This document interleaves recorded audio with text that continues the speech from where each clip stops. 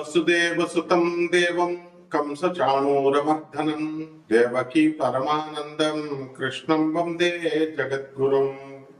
ఓం శ్రీ రాధాకృష్ణాభ్యాం నమః. కృష్ణం వందే జగద్గురుం, అర్జునం వందే జగదేక వీరం. మనకిప్పుడు జూలై 4, 2026 సంవత్సరం రోజున మనకి శుక్రుడు సింహరాశిలోకి వస్తున్నాడు. సింహరాశిలోకి వచ్చినప్పుడు సింహరాశి మరి శుక్రుడికి ఏంటండి శత్రుస్థానం. దానివల్ల కేతువుతో కలుస్తున్నాడు. ఎందువలన ఇది ప్రాచీనమైనటువంటి ఏన్షియంట్ ఆస్ట్రాలజీ జ్యోతిష్ శాస్త్రంలో శత్రుక్షేత్రంగా చెప్పబడింది.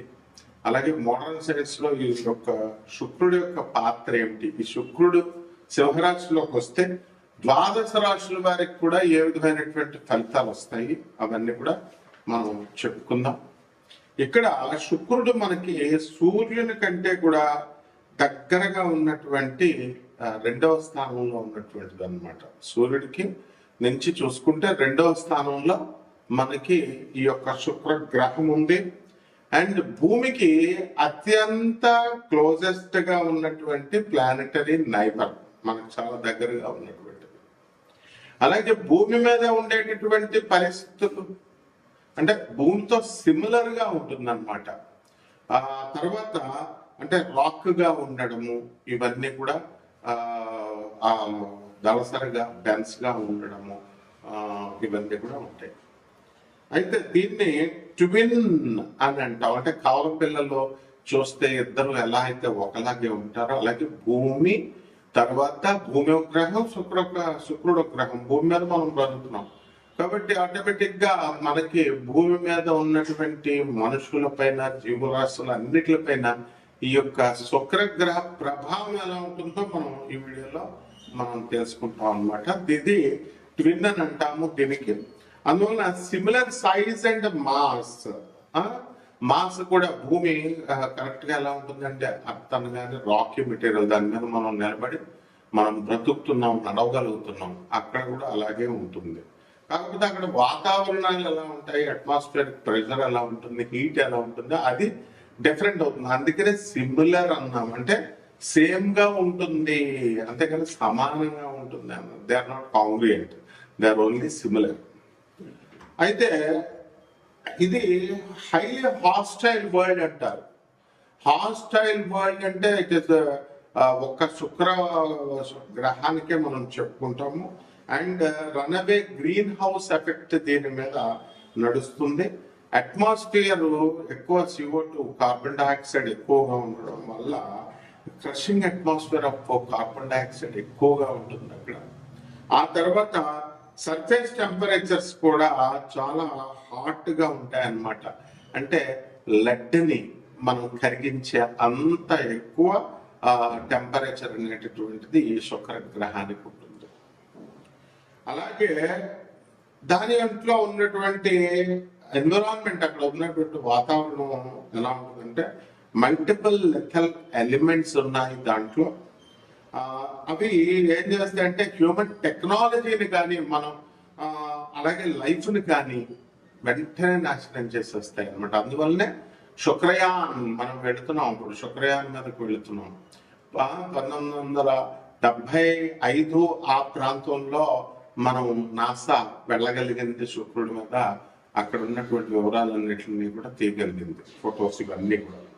అలాగే ఈ శుక్ర గ్రహం మీద క్రషింగ్ అట్మాస్ఫియరిక్ ప్రెషర్ ఉంటుంది అనమాట. ఎవరినైనా సరే క్రష్ చేసేస్తుంది. సో స్కేల్ ఏంటంటే అట్మాస్ఫియరిక్ ప్రెషర్ అంటే ఒత్తిడి, గాలి ఒత్తిడి అనమాట. తొక్కేడు అలా 93 రెట్లు భూమి కంటే కూడా ఉంటుంది. ఇప్పుడు భూమి మనల్ని ఎక్కువ గాలి వస్తే మనం ఏం చేస్తున్నాం, విసిరేస్తుంది. మనకి మామూలుగా ఉండగలుగుతున్నాం. అదే 93 రెట్లు ఎక్కువ ప్రెషర్ వచ్చింది అనుకోండి, మనకి ఏమవుతాం, మనం క్రష్ చేయబడతాం, తొక్కివేయబడతాం. అలాగే ఎఫెక్ట్ వచ్చేసరికి మనము ఈ యొక్క శుక్రగ్రహం మీద సర్ఫేస్ మీద మనం ఉన్నప్పుడు ఎలా ఉంటుందంటే భూమి మీద నీటిలోకి 3000 మనం నీటిలో భూమి మీద ఉన్నటువంటి నీటిలో మనం క్రిందకి ములిగాం అనుకోండి. ములిగినప్పుడు మనం ఈ యొక్క ఆర్కిమిడిస్ ప్రిన్సిపల్ ప్రకారము మనం బాయిల్స్ లా ప్రకారం ఇవన్నీ మనం చూసాం. ఆర్కిమిడిస్ ప్రిన్సిపల్ పైకి లేపుతా ఉంటుంది. లా ఆఫ్ బయాన్సీ అంటాం. అంటే వెయిట్ లూజ్ అవుతాం, ఇలా పైకి ఎవరో మనం విసిరేస్తున్నట్టు ఉంటుంది, మన బరువు తేలికైపోతుంది. ఆ లూజ్ అయినటువంటి బరువు అదంతా లా ఆఫ్ బయాన్సీ ఎక్స్ప్లెయిన్ చేయడం దేనికి సమానము. ఆ విధంగా ఈ యొక్క ఎంత మనము 3000 మీటర్లు అంటే భూమి మీద నుంచి జస్ట్ నీళ్లు, భూమి మీద ఉన్న నీళ్లలో స్నానం చేస్తేనే మనం అలాగా ఫీల్ అవుతాం, ఏదో ప్రెషర్ ఇస్తున్నట్టుగా. అట్లాంటిది 93 రెట్లు ఎక్కువ ఉందనుకోండి, అప్పుడేమవుతుంది అనమాట, మనకి 3000 మీటర్ల అడుగుకి మనం క్రిందకి వెళ్ళిపోయినప్పుడు అక్కడ ఏ విధమైనటువంటి ఫీలింగ్ ఉంటుందో ఆ విధమైనటువంటి ఫీలింగ్ ని శుక్ర భగవానుడు మనకి ఇస్తాడు. తర్వాత అందువలన ఒక హ్యూమన్ బాడీని కానీ లేదా అన్ప్రొటెక్టెడ్ సబ్మెరైన్ ఒకటి ఉందనుకోండి, ఒక టిన్ క్యాన్ ఉందనుకోండి, దాన్ని ఎలాగైతే తప్పడైపోతుందో ఆ విధంగా హ్యూమన్ లైఫ్ ని క్రష్ చేసి పడేస్తుంది హ్యూమన్ బాడీని. అందువల్లనే అక్కడ ఇంకా మనకి జీవత్వం రాలేదన్నమాట, మానవులు ఇంకా అక్కడ నివసించలేకపోతున్నారు. అయితే స్కాచింగ్ అండ్ తర్వాత లెట్ మెల్టింగ్ హీట్ ఉంటుంది కాబట్టి అక్కడ ఉన్నటువంటి టెంపరేచర్, సర్ఫేస్ టెంపరేచర్ ఎంత ఉంటుందంటే 464 డిగ్రీల సెంటిగ్రేడ్ ఉంటుంది. అది మనం కరెక్ట్ గా 50 డిగ్రీలు వచ్చేసరికి ఇక్కడ మనం హీట్ కి భరించలేకపోతున్నాము. ఢిల్లీలో 54 వచ్చేసరికి కంగారు పడిపోతున్నాం. 464 డిగ్రీల సెంటిగ్రేడ్ ఉంటుంది. అందువల్లనే శుక్రుడు మర్మాంగాలకి అధిపతి కాబట్టి మనకి జెనిటల్ ఆర్గన్స్ కి అధిపతి, ప్యూబర్టీ, రజస్వలు అవ్వడము, తర్వాత ఇవన్నీ కూడా కాబట్టి అంత హీట్ గా ఉండడము, ఇవన్నీ కూడా లింకులు మనం వీడియోలో ఎక్స్ప్లెయిన్ చేసుకున్నాం. తర్వాత సన్ నుంచి మనం తీసుకున్నప్పుడు 108 మిలియన్ల కిలోమీటర్ల దూరంలో ఈ యొక్క శుక్రగ్రహము అనేటటువంటిది ఉందన్నమాట. ఇక వ్యాసం మనం కనుక తీసుకుంటే 12,104 కిలోమీటర్ల వ్యాసం, అంత వెడల్పుగా మనకి డయామీటర్ ఉంటుంది. అండ్ భూమి యొక్క సైజులో 95% ఆఫ్ ద ఎర్త్ సైజ్ లో ఉంటుంది. సర్ఫేస్ టెంపరేచర్ మనం చెప్పుకున్నాము, అట్మాస్ఫియరిక్ ప్రెషర్ 93 రెట్లు మనం చెప్పుకున్నాము. తర్వాత అక్కడ ఏమైనా మూన్స్ ఉంటాయంటే అవి అన్నమాట దానిపైన. సో 4 టెరెస్ట్రియల్ ప్లానెట్స్ ఉన్నాయండి, అంటే రాకీగా ఉన్నటువంటిది మనకి పాలపుంతలో, మిల్కీ వేలో, సోలార్ సిస్టమ్ లో. దాంట్లో ఇది 4 ఇది ఒకటి అనమాట. సో భూమి లాగా రాకీగా ఉండేటటువంటిది. సో సైజులో, మాస్లో భూమితో సమానంగా ఉంటుంది కాబట్టి ఈ యొక్క వీనస్ మీద, శుక్రగ్రహం మీద ఏ విధమైనటువంటి లిక్విడ్ వాటర్ ఉండదు. అండ్ అట్మాస్ఫియర్ అంతా కూడా అక్కడ వాతావరణం చాలా తిక్కరగా ఉంటుంది, చాలా దళసరిగా, డెన్సర్గా, ఏ విధమైనటువంటి రాకీ బాడీలో కూడా ఈ సోలార్ సిస్టమ్ లో ఉంటుంది. కాబట్టి ఈ యొక్క హాస్టైల్ వరల్డ్ అనగానే మనము ఏమిటంటే ఇంకా ఏ ప్లానెట్ కి చెప్పుకోలేదన్నమాట. కానీ ఇక్కడ ఎక్స్ట్రీమ్ ఎన్విరాన్మెంట్స్ ఉంటాయన్నమాట. So across our solar system మీద.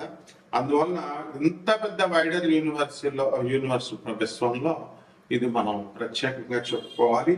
అండ్ మనకి ఎందుకు నోటోరియస్ గా హాస్టైల్ వరల్డ్స్ ని ఇది ఇస్తుంది.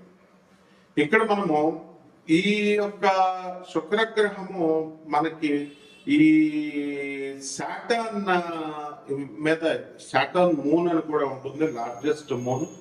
దీనికి థిక్ అట్మాస్ఫియర్ లైక్ ఎర్త్ గా ఉండాలి అండ్ సో కోల్డ్ గా ఉంటుంది. ఎంత అంటే -179 డిగ్రీ సెంటిగ్రేడ్ లో ఉంటుంది అనమాట. సో ఇక్కడ లిక్విడ్ మిథేన్ ఉంటుంది అండ్ ఇథేన్ రైన్స్ కూడా జరుగుతూ ఉంటాయి, వస్తూ ఉంటాయి. అందువల్లనే మాస్, లేక్స్, సీస్, ఓషన్స్ ఇవన్నీ కూడా ఏర్పడతాయి. ఈ విధంగా ఈ యొక్క శుక్రగ్రహము మనకి శుక్ర మహాదశ వచ్చినప్పుడు మనిషి ఎదుగుతాడు అని మనం జాతకాల్లో చెప్పుకుంటాం, శుక్రుడు బాగున్నప్పుడు. మరి ఇప్పుడు ప్రస్తుతం యాజ్ ఆన్ దిస్ డేట్ ఈ జూలై మనం 2026 సంవత్సరంలో శుక్రుడు కేతువుతో కలిసి సింహరాశిలో ఉన్నప్పుడు 12 రాశుల వారికి ఈ యొక్క శుక్రుడు ఏ విధమైనటువంటి ఫలితాలు ఇస్తాడు అనేటటువంటిది మోడర్న్ సైన్స్ అప్లై చేస్తే ఏన్షియంట్ సైన్స్ ని, ఏన్షియంట్ ఆస్ట్రాలజీని మనం చెప్పుకోవాలి.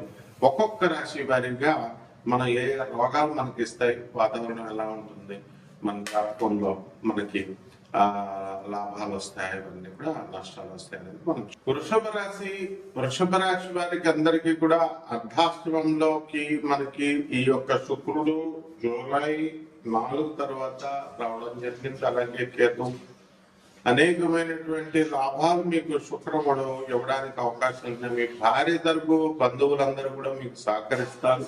అలాగే మీ భార్య తరపు నుంచి కూడా మీకు అధికమైనటువంటి ధన ఆదాయం మీకు కలుగుతూ ఉంటుంది.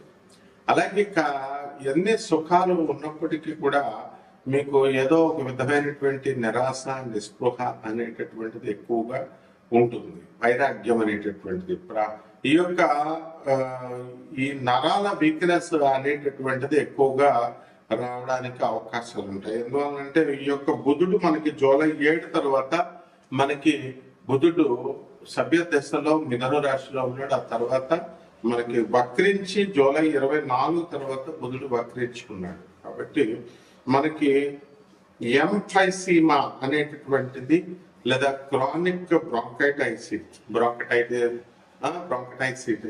సో ఈ వృషభ రాశి వారికి అందరికీ కూడా మనకి ఎంఫైసీమా అనేటటువంటి వ్యాధి, అలాగే క్రానిక్ బ్రాంకైటిస్ రావడానికి అవకాశాలు ఉన్నాయి. కాబట్టి లంగ్స్ కి సంబంధించి మనం జాగ్రత్తగా ఉండాల్సినటువంటి అవసరం అధికంగా ఉంది. లేకపోతే వృషభ రాశి వారికి ఆదాయాల విషయంలో ఏ విధమైనటువంటి ఇది లేదు. అలాగే ఖర్చులు కూడా చాలా అధికమైనటువంటి ఖర్చులు అనేటటువంటి ఎక్కువగా జరుగుతుంది. బంధువులతో మీరు వినోద విహార కార్యక్రమాలు చేస్తారు.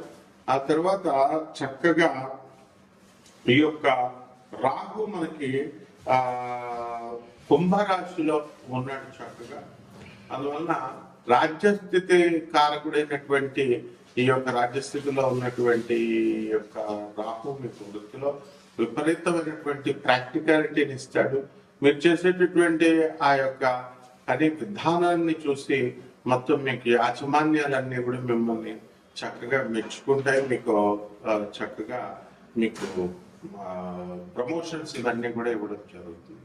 అలాగే మహిళలు ఎవరైతే ఉన్నారో అటువంటి వాళ్ళందరూ కూడా మీకు కలిసి రావడం అనేటటువంటి జరుగుతూ ఉంటుంది.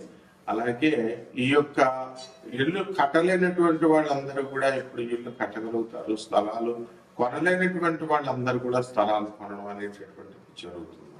అలాగే ఈ యొక్క వృషభ రాశి వారందరూ కూడా విదేశాలకు వెళ్ళడానికి అవకాశాలు ఉన్నాయి. కాబట్టి ఎవరైతే పాస్పోర్ట్లు లేవో అటువంటి వాళ్ళందరూ కూడా పాస్పోర్ట్లు అప్లై చేసుకోవడం జరుగుతుంది. అండ్ ఎక్స్పోర్ట్స్ ఇంపోర్ట్స్ బిజినెస్ల్లో కూడా వీళ్ళు మంచిగా రాణిస్తారు. ఆ విధంగా ఈ యొక్క లాభంలో ఉన్నటువంటి ఈ యొక్క శని మనకి వక్రించి జూలై 27వ తేదీ నుంచి వక్రించి ఉన్న కారణంగా చక్కగా మీకు అద్భుతమైనటువంటి లాభాలు మీకు రావడం జరుగుతుంది. ఇనుము లెక్కలు సంబంధమైనటువంటి వ్యాపారాలు ఎవరైతే చేస్తున్నారో అటువంటి వాళ్ళందరూ కూడా మంచి లాభాల్లోకి వెళ్తారు. ఇక పరిహారం దగ్గరికి వచ్చేసరికి మనకి ఈ యొక్క ప్రభుత్వం నుంచి అన్ని విధాలైనటువంటి లాభాలు వస్తాయి. కానీ అక్కడ మనకి గురుగ్రహం అనేటటువంటిది కొంచెం వెనకొని వేస్తున్నాడు. కాబట్టి ఈ యొక్క గురు జపం చేసుకోండి, గురు స్తోత్రాలు చదవండి, గురువుకు కిలో పావు ఈ యొక్క శనగల్ని, ఆ తర్వాత తెలుపు రంగు వస్త్రాన్ని ఇచ్చి పేద బ్రాహ్మణులకి గురువారం నాడు తెల్లవారుజామున ఉదయం 3 గంటలకు దానం చేసుకోండి. అలాగే మేడి చెట్టును వేయండి. ఇంట్లో చక్కగా మేడి చెట్టుకు నీళ్లు వేస్తూ రోజు తులసి చెట్టుకు పూజ చేసినట్టుగా మేడి చెట్టుకు పూజ చేసుకుంటూ ఉండడం. అలాగే ఈ యొక్క మేడి చెట్టు మొదల్లో అనగాదేవి దత్తాత్రేయ స్వాముల వారు ఉంటారు. అలాగే చక్కగా మనకి ఈ యొక్క 64 యోగిని గణాలు ఉంటారు. ఈ విధంగా చేసుకోండి. బ్రహ్మాండంలో శుభమస్తు.